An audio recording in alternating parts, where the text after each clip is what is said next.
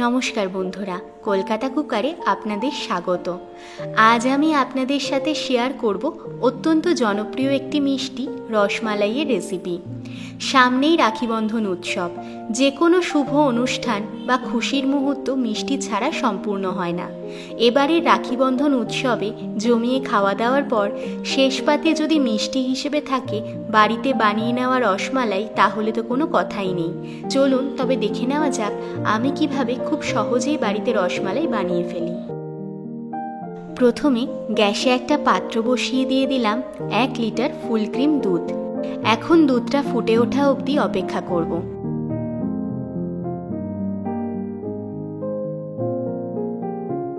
দুধটা একবার ফুটে উঠলে গ্যাসের ফ্লেমটা অফ করে দিয়ে দিচ্ছি ভিনিগার আর জলের মিশ্রণ। আমি এখানে 3 চামচ ভিনিগার আর 3 চামচ জল মিশিয়ে নিয়েছি। এখন এই মিশ্রণটা অল্প অল্প করে দিয়ে দুধের সাথে মিশিয়ে নিচ্ছি যতক্ষণ না দুধটা ছানা কেটে যায়। দেখুন ছানা কেটে গেছে। এখন একটা কাপড়ের সাহায্যে ছানাটাকে ছেঁকে নিয়ে ঠান্ডা জল দিয়ে একবার ধুয়ে জল ঝরিয়ে নিতে হবে 30 মিনিটের জন্য। 30 মিনিট জল ঝরিয়ে নেওয়ার পর ছানাটাকে এবার মেখে নেব।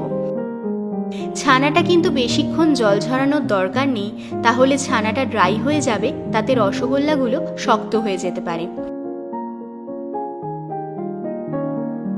ছানা ভালোভাবে মেখে নেওয়া হয়ে গেলে এক সাইডে নিয়ে হাতের তালুর সাহায্যে এইভাবে ম্যাশ করে নিতে হবে।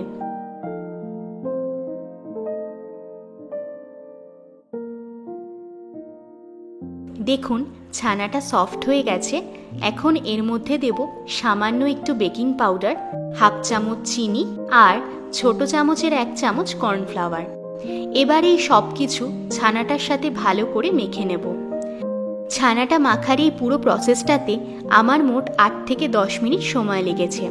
খেয়াল রাখতে হবে ছানাটা মাখার সময় যেন পুরোপুরি ঘি ছেড়ে না আসে। মেখে নেওয়া হয়ে গেলে অল্প অল্প ছানা নিয়ে এইভাবে ছোট ছোট বল বানিয়ে নিচ্ছি। এখানে ছানার বলগুলোর গায়ে যেন ক্র্যাক না থাকে। যদি ক্র্যাক থাকে তাহলে আরও কিছুক্ষণ ছানাটাকে মেখে নিতে হবে।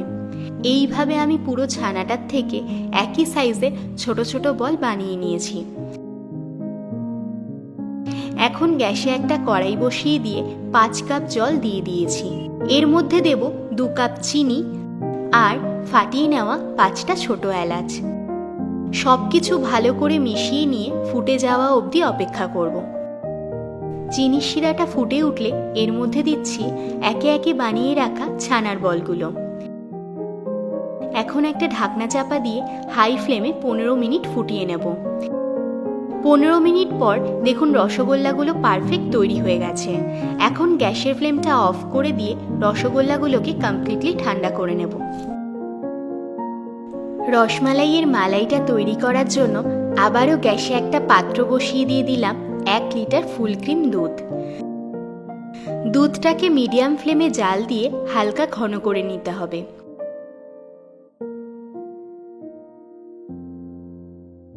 দুধটা ঘন হলে এর মধ্যে দিচ্ছি 200 গ্রাম হোয়াইট চকলেট আর 2 চামচ চিনি। এখন এই সব কিছু মিশিয়ে নিয়ে দুধটাকে আরও 5 মিনিট জাল দিয়ে নেব। আপনারা হোয়াইট চকলেটের জায়গায় কনডেন্স মিল্ক বা খোয়া ক্ষীরও ব্যবহার করতে পারেন। তবে হোয়াইট চকলেট ব্যবহার করলে মালাইয়ের স্বাদটা খুবই ভালো হয় আর স্বাদটা আরও বেড়ে যায়। যেহেতু এখানে হোয়াইট চকলেট ব্যবহার করেছি তাই আমি অল্প চিনি দিয়েছি, তবে আপনারা আপনাদের স্বাদ মতো এখানে মিষ্টিটা দিয়ে দেবেন। দেখুন 5 মিনিট পর দুধটা প্রায় ঘন হয়ে গেছে। এখন এর মধ্যে দিয়ে দেব কুচিয়ে নেওয়া পেস্তা, আমন্ড আর স্যাফরান মিল্ক। 2 চামচ দুধের মধ্যে অল্প কেশর মিশিয়ে রেখেছিলাম। ভালো করে মিশিয়ে নিলেই তৈরি হয়ে যাবে রসমালাইয়ের মালাইটা। এখন মালাইটা ফুটে উঠলে এর মধ্যে দিচ্ছি বানিয়ে রাখা রসগোল্লাগুলো। রসগোল্লাগুলোকে ঠান্ডা করে নিয়ে রস চিপে নিয়েছি যাতে রসগোল্লার মধ্যে মালাইটা ভালোভাবে ঢুকে যায়। এখন এইভাবে মিডিয়াম ফ্লেমে আরও 3 থেকে 4 মিনিট মালাইটার মধ্যে রসগোল্লাগুলোকে ফুটিয়ে নেব। খুবই হালকা হাতে নাড়াচাড়া করে নিতে হবে যাতে রসগোল্লাগুলো ভেঙে না যায়।